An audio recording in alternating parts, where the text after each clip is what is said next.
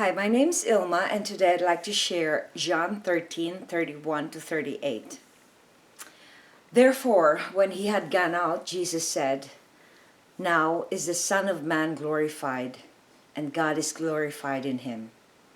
If God is glorified in him, God will also glorify him in himself, and will glorify him immediately. Little children, I am with you a little while longer. You will seek me, and as I said to the Jews, now I also say to you, where I am going, you cannot come.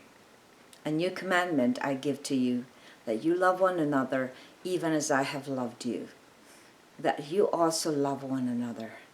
By this all men will know that you are my disciples, if you have love for one another." Simon Peter said to him, "Lord, where are you going?" Jesus answered, "Where I go, you cannot follow me now, but you will follow later." Peter said to him, "Lord, why can I not follow you right now? I will lay down my life for you." Jesus answered, "Will you lay down your life for me? Truly, truly, I say to you, a rooster will not crow until you deny me 3 times. John 13:31 to 38. Here's my devotional. Love one another as I have loved you. Right after Judas Iscariot left to do what was needed, Jesus declared how he is glorified and God as well. He probably was talking about how Jesus' obedience to do God's will, to be the sacrifice to pacify God's punishment for evil in humans. Jesus was preparing his disciples for what was about to happen. This must have been excruciatingly difficult to tell those people he did ministry with in 3 years that he must have to go and leave them shortly. We hear how much anxiety these were causing the disciples. They have left their families, their work to follow Jesus, and now they feel lost that their master is going where they cannot follow. All these 3 years, that is the only thing they know, to follow Jesus where he goes. Peter vehemently asks for the reason why he cannot follow. He is wallowing in the pain that he will be separated from Jesus, almost like a separation anxiety. He was clinging so hard to Jesus and asking again and again why he can't follow him anymore wherever he went. We see how dramatic Peter was and exaggerated that he said he will lay down his life for Jesus. And Jesus exposed how Peter would deny him 3 times before the cock crows. What a sad moment for the followers to know that they won't have the light with them anymore, and that they cannot go where he is going. There was reassurance from Jesus that eventually they will also follow later. It is such a consolation to know that they will see Jesus again later. Reflection. Why is it easy to miss out the promises of Jesus when we cling so hard on things? Well, when we cling so hard on things, that is not from Jesus, that is not from God. Things are from this world, so that is the opposite of God.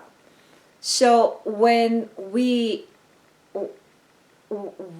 in this scene,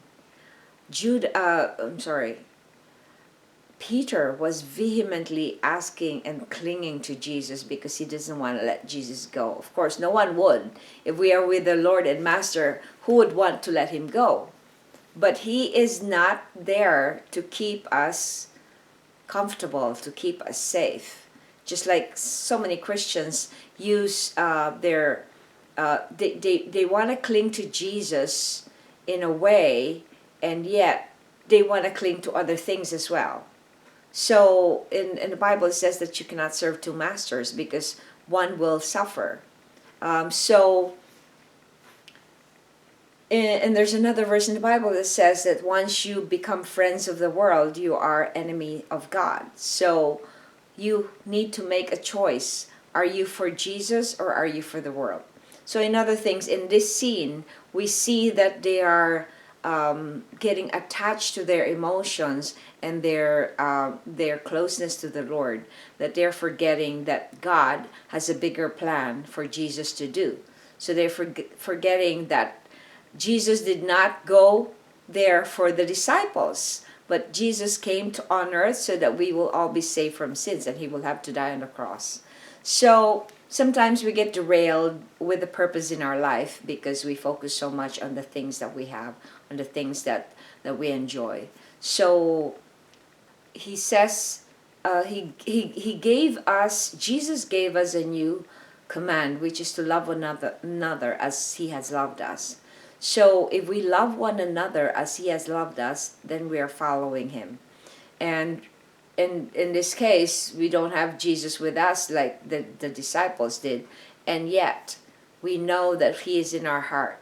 So if he's in our heart, we should never do anything to impurify our hearts or to corrupt us, so that the dwelling of Jesus in our heart will not suffer.